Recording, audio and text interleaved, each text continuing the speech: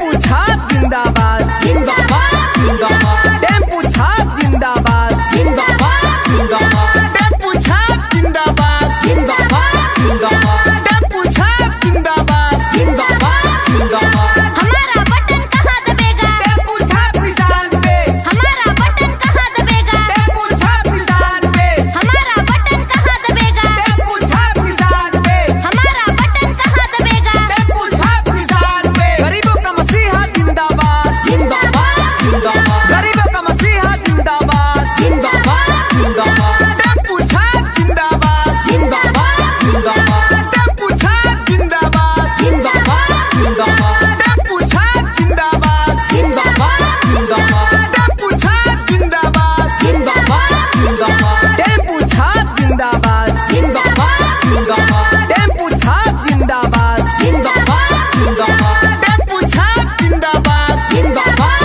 जिंदाबाद, टेम्पू छाप जिंदाबाद जिंदाबाद जिंदाबाद। हमारा बटन कहाँ दबेगा? टेम्पू छाप किसान पे, हमारा बटन कहाँ दबेगा? टेम्पू छाप किसान पे, हमारा बटन कहाँ दबेगा? टेम्पू छाप किसान पे, हमारा बटन कहाँ दबेगा? टेम्पू छाप किसान पे। गरीबों का मसीहा जिंदाबाद जिंदाबाद जिंदाबाद, गरीबों का मसीहा जिंदाबाद जिंदाबाद जिंदाबाद, टेम्पू छाप जिंदाबाद जिंदाबाद जिंदाबाद, टेम्पू छाप जिंदाबाद जिंदाबाद जिंदाबाद, टेम्पू छाप जिंदाबाद जिंदाबाद जिंदाबाद, टेम्पू छाप जिंदाबाद जिंदाबाद जिंदाबाद।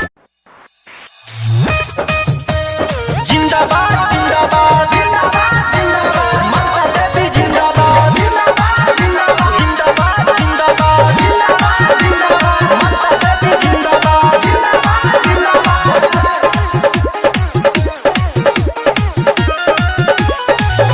अपना पंचायत से अब कहते के बड़ुए खड़ा देवरू, कहतिया ई भोट अब की बोला ना दोबारा देवरू।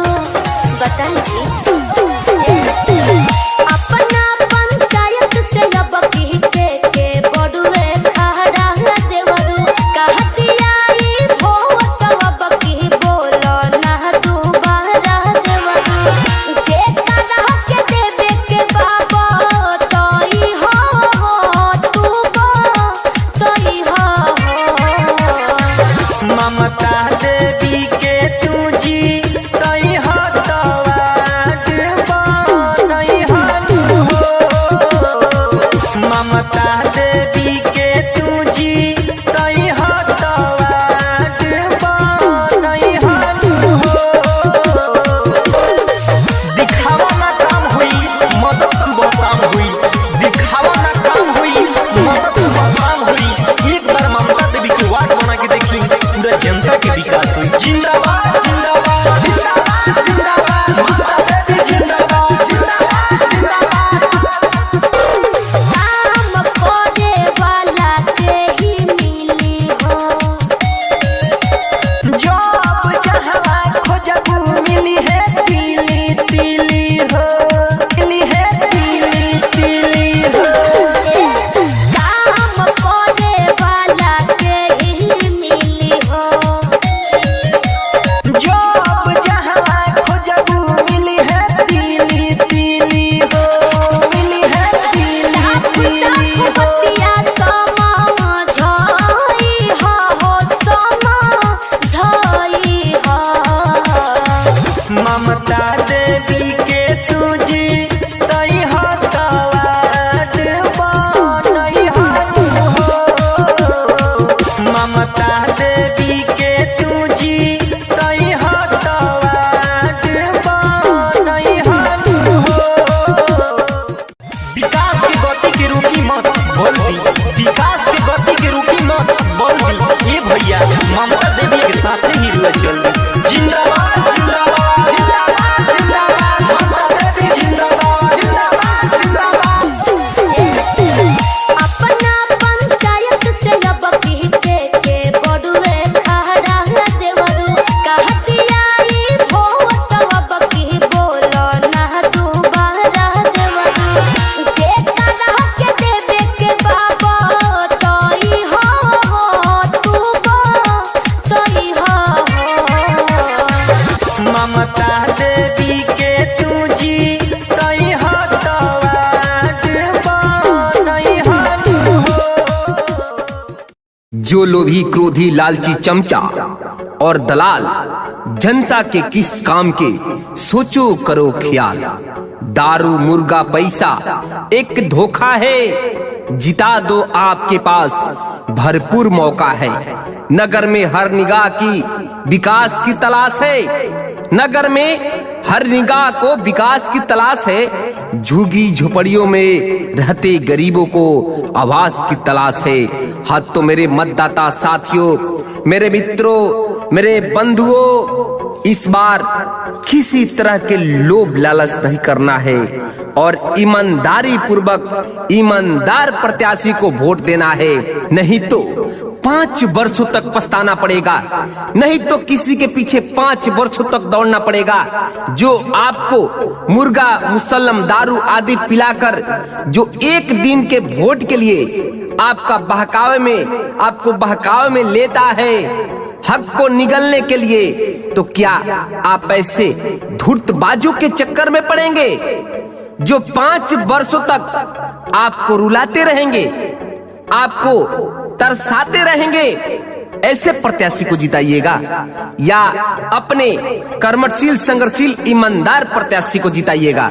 कहना है अपनी तिजोरी तो हर कोई भरता है, अपनी तिजोरी तो हर कोई भरता है। ऐसा नेता चुनो जो देश के लिए कुछ करता है, जो अपने वार्ड पार्षद के लिए करता है। मेरे मित्रों, मेरे साथियों, मेरे मतदाता साथियों, अब पहले की युग नहीं रह गया।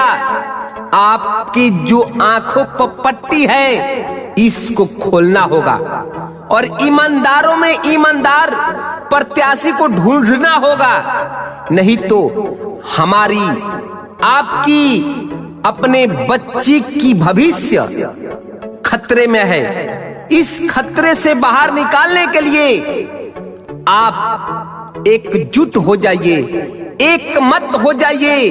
अगर चाहते हैं कि आपके बच्चा अच्छे स्कूल में पढ़े, अच्छे शिक्षा प्राप्त करे, तो मेरे मित्रों, मेरे साथियों, मेरे मतदाता साथियों, हम सभी को एकजुट होकर इस बार हजारों प्रत्याशी हम लोग के बीच आ रहे हैं। उसमें से ईमानदार प्रत्याशी को चुनकर हमें वोट देना होगा, अन्यथा 5 साल तक रोना पड़ेगा, 5 साल तक किसी के पीछे दौड़ना पड़ेगा। अगर कोई आपको किसी चीज का लालच दे रहा है तो आप एक बार जरूर सोचिए कि आपको क्यों दे रहा है, किस लिए दे रहा है।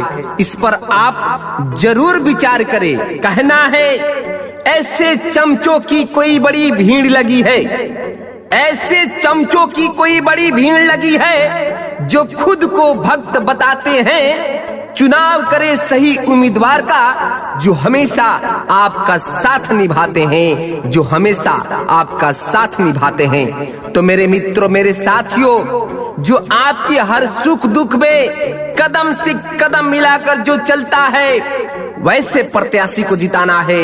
अपने बीच ईमानदार प्रत्याशी को जिताना है जो अपने बीच हमेशा हर सुख दुख में खड़ा रहता। कोई नोटों के सहारे बैठा है, कोई बोतलों के सहारे बैठा है, कोई नोटों के सहारे बैठा है तो कोई बोतलों के सहारे बैठा है, कोई विकास के झूठे खोखलों के सहारे बैठा है। कोई जाकर कह दो उनसे चुनाव वही जीतेगा, कोई जाकर कह दो चुनाव वही जीतेगा जो जनता के दिलों में हौसलों के सहारे बैठा है, हौसलों के सहारे बैठा है। एक एक वोट पंचायत का विकास लिखेगा, एक एक वोट पंचायत का विकास लिखेगा। जो हुआ नहीं कभी तो इतिहास लिखेगा। एक बार मौका देना ईमानदार प्रतिनिधि को, एक बार मौका देना ईमानदार प्रतिनिधि को। वो जनता के एक एक पैसे का हिसाब लिखेगा, एक एक पैसे का हिसाब लिखेगा। ईमानदारी जिनकी पहचान है, टेम्पू छाप उनका चुनाव निशान है। ईमानदारी जिनकी पहचान है, टेम्पू छाप उनका चुनाव निशान है।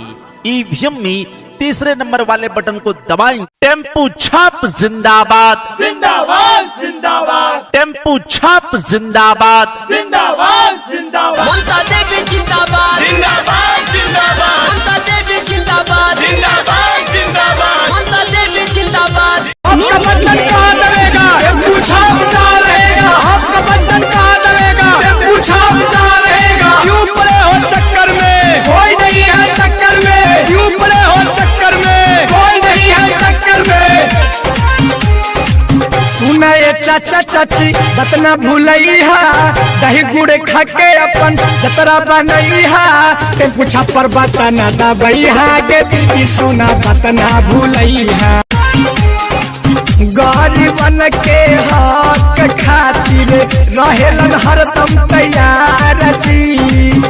ए चाची सुना, गरीबन के हक खातिर रहेलन हरदम तैयार जी।